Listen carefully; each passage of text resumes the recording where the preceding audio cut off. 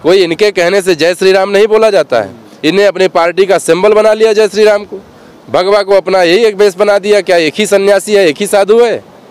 ये कोई नियम नहीं है। और जहाँ तक रही बात राजनीति की, तो राजनीति जब राजनेता करता है तो अच्छा लगता है, कोई संत राजनीति करने लगता है और वो जातिवाद में उतरता है तो वो अच्छा नहीं लगता।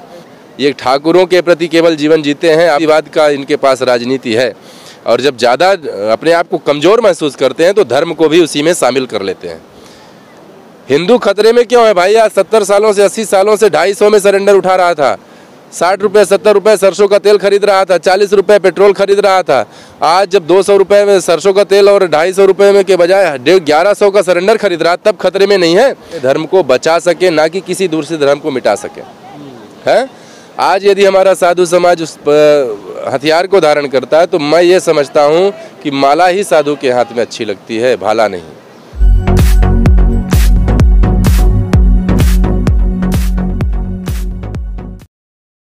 आपसे मैं जानना चाहूँगा कि तमाम इन वादों के बीच, इन राजनीति के बीच, हिंदू मुस्लिम हर चुनाव में, खासकर यूपी की अगर मैं बात करूँ तो कहीं ना कहीं लोगों के दिमाग में रहता है। क्या इस बार नहीं रहेगा? देखिए, ये तो हिंदू और ये मुसलमान के दिमाग में नहीं रहता। वो जो चुनाव लड़ने वाला नेता है उसी के दिमाग में ऐसा चल रहा होता है। और जब तक ये धर्म की राजनीति करते नहीं हैं तब तक इनको शायद आत्मा को शांति और मन को प्रसन्नता नहीं मिलती है। आपस में लड़ाकर और अपने आप में वोट लेना ये कोई मानवता नहीं है।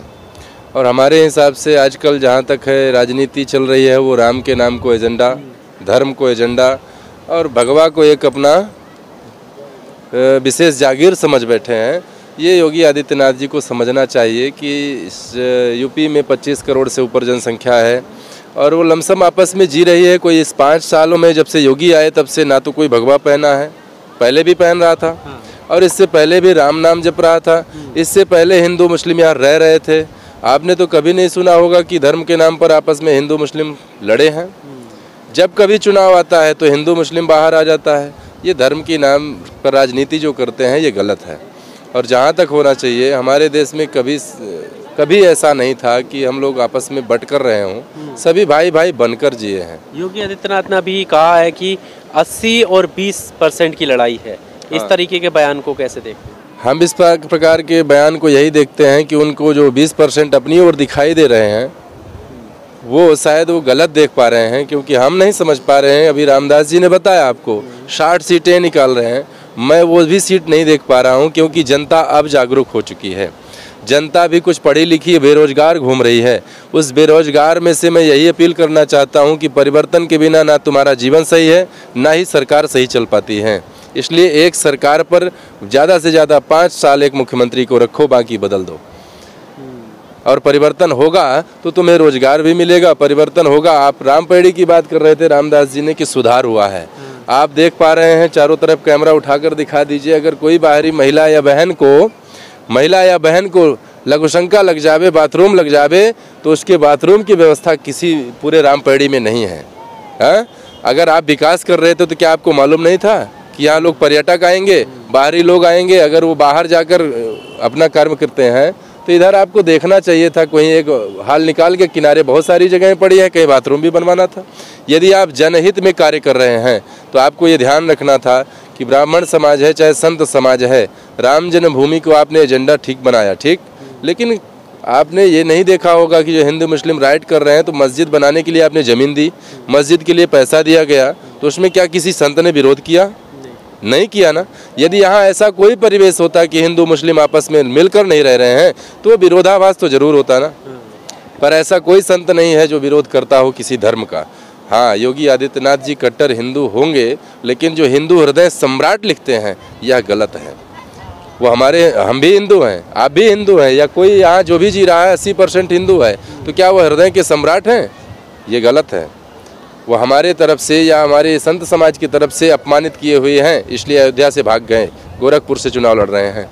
अगर अयोध्या से लड़ते तो चुनाव में उनकी जमानत जब्त होती। हार जाते क्या, जमानत जब्त होती, क्योंकि इनने संतों के साथ जो अपमान किया है आपको शायद निगाह में ना हो, मैं बता दे रहा हूँ। राम जन्मभूमि से जुड़े हुए जितने संत थे, राम जन्मभूमि का मैटर कोर्ट ने जब आदेश कर दिया, बनने लगा, तो इन्हें ट्रस्ट का गठन किया।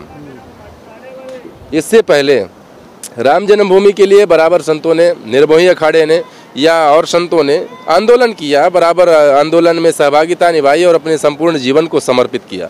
आज उनको आप उठाकर बाहर कर दिए हैं। कई ऐसे संतों के नाम बताऊं, यहाँ तक कि नित्य गोपाल दास जी महाराज को भी बाहर कर दिया था संतों के विरोध के कारण। उनने एक निर्वाचित के रूप में रख दिया अध्यक्ष। बाकी आपको मालूम होगा 14 कोस के अंदर, पंच कोस के अंदर यहाँ मांस बनाना कोर्ट के आदेश से वर्जित है। योगी आदित्यनाथ जी ने, अयोध्या का राजा है, वही घर में मांस बनवाता है, उसको राम जन्मभूमि का अध्यक्ष बना बैठे हैं। ये ठाकुरों के प्रति केवल जीवन जीते हैं। आपने ठीक कहा अभी थोड़ी देर पहले, रामदास जी ने कहा जातिवाद का इनके पास राजनीति है, और जब ज़्यादा अपने आप को कमज़ोर महसूस करते हैं तो धर्म को भी उसी में शामिल कर लेते हैं।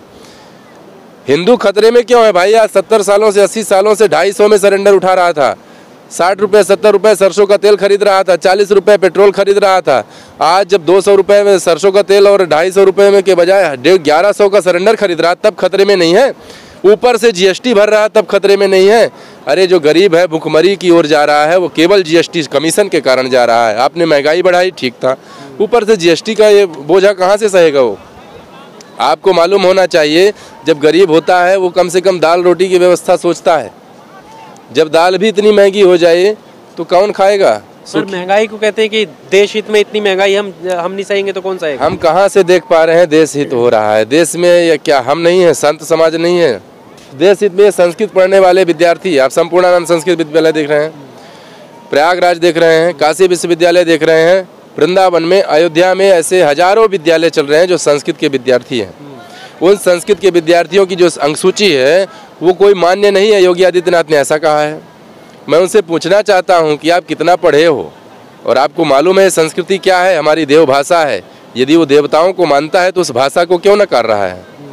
और यदि योगी आदित्यनाथ को मालूम है कि शास्त्री वाले विद्यार्थी भूखे रहते हैं तो ऐसा वो गलत जानते हैं। ये भी रोटी खाते हैं, इनको भी सम्मान पसंद है, इनको भी स्वाभिमान से जीना पसंद है, और इनको भी कर्म करके रोटी खाने का अधिकार है। अच्छा, इन्होंने कहा जाता है कि जैसे प्रधानमंत्री मोदी हैं, घर परिवार छोड़ दिया, योगी आदित्यनाथ हैं, घर परिवार छोड़ दिया देश और प्रदेश के लिए। प्रदेश के लिए नहीं छोड़ा उनने, बैरागी के लिए छोड़ा होगा, तो वह बैरागी नहीं है, वो राजनेता हैं, पहली बात। और दूसरी बात, यहाँ अयोध्या में आप घूम के चले जाओ और काशी बनारस देखाओ, जो भी संत बना है वो अपने घर परिवार को छोड़ा है, ऐसे संत नहीं बना है। हाँ, वो अपना गिना रहे हैं और लोग गिना नहीं रहे हैं कि हमने परिवार छोड़ा है। हो सकता है इनका विशेष परिवार रहा हो, इन सबों का परिवार नहीं है, इन सबों को अपने परिवार से लगाव ना रहा हो, पर ऐसा कुछ नहीं है। परिवार सबका, माता पिता हर पुत्र को पसंद करते हैं और हर पुत्र अपने माता पिता को पसंद करता है। लेकिन लगा है जहाँ तक राजनेता की बात है, यहाँ के संतों ने राजनेताओं के रूप में साधु को नहीं देखा है, साधु को राजनेता बनते देखा है। और जब साधु राजनेता बना और जातिवाद करने लगा तो संत कहाँ रह गया? वो संत तो सर्वजन हिताय सर्वेषां शांतिर्भवतु सर्वेषां पूर्णभवतु सर्वेषां मंगलम भवतु लोकाः समस्ताः सुखिनो भवन्तु। संत तो कहता है, और यजुर्वेद हमारा कहता है कि सर्व मंगल मतलब सर्वेषां अवरोधेन, सबके दुखों का अवरोध पैदा करे, उसे संत कहते हैं। सबके सुखों में ये अवरोध पैदा कर रहे हैं, तो हम कहाँ से मान लें कि ये राजनेता हैं और संत हैं? दोनों एक नहीं हो सकता ना। यदि संत होते तो संत हृदय से चलते और धर्म की राजनीति नहीं करते। और रही बात जय श्री राम की, तो हर संत और हर भक्त जय श्री राम आज जब से हम जानने लायक हैं, या हमारे माता पिता हैं, वो भी अपने प्रचलन में राम राम भाई का नारा लगाते हैं। कोई इनके कहने से जय श्री राम नहीं बोला जाता है। इन्हें अपने पार्टी का सिंबल बना लिया जय श्री राम को, भगवा को अपना यही एक बेस बना दिया। क्या एक ही सन्यासी है, एक ही साधु है? ये कोई नियम नहीं है। और जहाँ तक रही बात राजनीति की, तो राजनीति जब राजनेता करता है तो अच्छा लगता है, कोई संत राजनीति करने लगता है और वो जातिवाद में उतरता है तो वो अच्छा नहीं लगता। आपने जय श्री राम की बात करी, जय श्री राम एक बहुत बड़ा स्लोगन है, ये भाजपा पार्टी वालों का है। हाँ, मैं ये सवाल इसलिए पूछ रहा हूँ, जैसे आपने कहा राम राम, बिल्कुल सही बात है। हमने अपने बचपने में देखा है, तो सामने से कोई भी हो, कोई भी समाज का हो, राम राम दुआ सलाम ये सारी चीज़ें होती थी, ये होती है। आज जो जय श्री राम का नारा है, जो कहीं ना कहीं एक जगह जहाँ लगता है वहाँ लगता है कि कुछ गलत हो गया, कुछ किसी को मार दिया, कुछ पीट दिया, मतलब इस पे जो है आरोप लगते हैं। ये तो राम नाम का अपमान हो रहा है। राम राज्य में जीव मात्र सुखी था, कुत्ता बिल्ली भी शिकायत कर सकता था उस समय कि मैं दुखी हूँ। आपने सुना होगा संन्यास परंपरा, नाथ परंपरा उस समय भी थी और साधु उस समय भी थे। ब्रह्मर्षि विश्वामित्र जी, ब्रह्मर्षि वशिष्ठ जी जो राम जी के कुल गुरु थे और शिक्षा गुरु थे, ये लोग ब्राह्मण परिवार से थे। राम जी ने इनको तवज्जो दी थी, इनको पूजा था। और महर्षि सरभंग इत्यादि ऐसे ऋषि थे जिनने हमारे सनातन धर्म की नींव रखी थी, आज वो भी चल रही है। आज उसमें हम जातिवाद करने लगे, आज उसमें हम आदिवासियों को पीछे छोड़ दें, ब्राह्मणों का अपमान करने लगे, मुसलमानों का अपमान करने लगे, तो ये हम धर्म पूज रहे हैं कि किसी से द्वेष निभा रहे हैं? धर्म को कोई शिक्षा नहीं देता है कि आप किसी से नफरत करो, किसी का धर्म शिक्षा नहीं देता किसी का हत्या करो, और किसी का धर्म ये नहीं कहता है कि आप जातिवाद करो या आडंबर से अपना धन कमाओ, या किसी का धर्म यह नहीं कहता है कि आप राम नाम को बेचो या अल्लाह के नाम को बेचो और उससे वोट कमाओ। महाराज जी, अभी यहाँ पर हरिद्वार में जो है धर्म संसद हुई, धर्म संसद के नाम पर आपने देखी होंगी वो वीडियो, लगातार काटने की और इस तरह की बातें एक समाज के प्रति बोली गई। इसके अलावा भी कई जगहों पर हुई इस तरह, और वो भी अपने आप को साधु संत कहलाने वाले लोग हैं जो वो कर रहे हैं। ऐसे लोगों के लिए आपके क्या विचार हैं? हम नहीं मानते हैं कि साधु संत, हमारे परशुराम जी की जहाँ बात आती है वो भी परसा धारण किए थे, लेकिन वो पापियों के लिए परसा धारण किए थे। संत थे, उनसे पहले उनके आपने सुना होगा सनातन धर्म के विरोध में बौद्ध अनुयायी जितने थे उनने मूर्ति पूजा, मूर्ति को खंडित करना और मूर्ति पूजा को विरोध में लाना, इस तरह की सारी आडंबर सारी प्रथाएं चलाई थी। और उस समय इन लोगों ने हथियार धारण किए थे तो सिर्फ इसलिए कि हम अपने धर्म को बचा सकें, ना कि किसी दूसरे धर्म को मिटा सकें। है आज यदि हमारा साधु समाज उस हथियार को धारण करता है तो मैं ये समझता हूँ कि माला ही साधु के हाथ में अच्छी लगती है, भाला नहीं। और यदि संत है तो उसे चाहिए कि वो ज्ञान परक वार्ता से समाज को समझाए, मधुर वाणी में समाज को एक सही दिशा देने की कोशिश करे। और मानव सभी हैं, आज यहाँ आकर तरह तरह के धर्म बना लिया उसने, लेकिन संसार में पैदा हुआ था वो मनुष्य। और जन्मनाथ जायते शूद्रा संस्कारात द्विजोच्यते, शास्त्र कहता हमारा जन्म से सभी शूद्र होते हैं, क्षुद्र होते हैं, अज्ञानी होते हैं। जैसा जैसा उनको संस्कार और ज्ञान दिया जाता है वैसी उनकी मानसिकताएं डेवलप कर जाती हैं।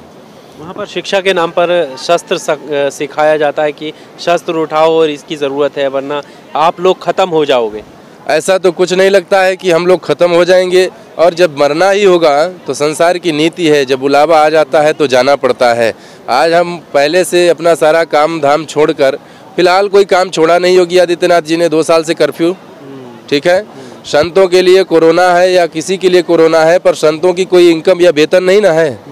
हम लोगों को तो 2-4 रुपए आपने दान किया, 2-4 रुपए इनने दान किया, ऐसे करके मैं घर घर वसूलता हूँ तो जाके मेरा जीवन चलता है।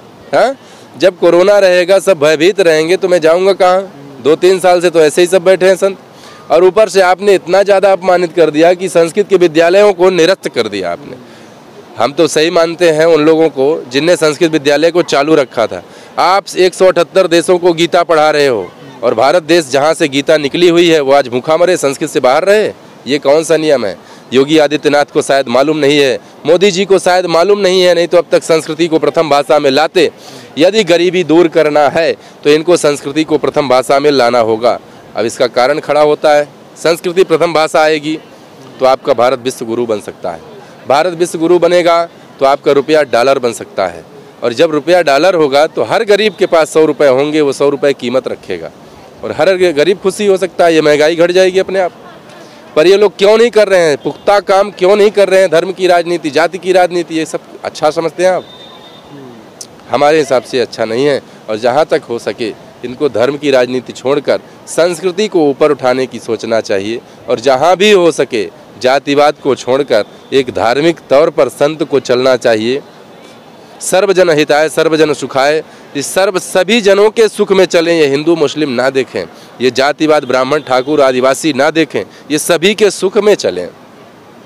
और यहाँ से तो उनको अनुभव हो ही चुका है कि संतों का विरोध हमने इतना ज़्यादा कर दिया है कि आज अयोध्या से लड़ने की हिम्मत नहीं हुई उनकी, वापस चले गए वो। नहीं तो 45 बार यहाँ आए हैं, किस लिए? यहाँ से लड़ने के लिए। उनके पार्टी के खतरा महसूस हो रहा था। बिल्कुल उनको खतरा महसूस हुआ, नहीं तो यहाँ से लड़ने वाले थे। तो अब वो खतरा महसूस करें या सही समझ उनके अंदर जग जाए, हम तो यही चाहेंगे कि समझ जग जाए। साधु चोला है, सत्य बोलने पर आवे, कोई पार्टी की गुलामी ना करके वो समाज के एक आदर्श बने। यही है, जैसे नाम है उनका हिंदू हृदय सम्राट, वो एक संत बन के दिखाएं, वही महानता है उनकी। ठीक, आपका नाम बोलिए। हमारा नाम हरीश दास है, धर्म सभा अध्यक्ष उत्तर प्रदेश। शुक्रिया।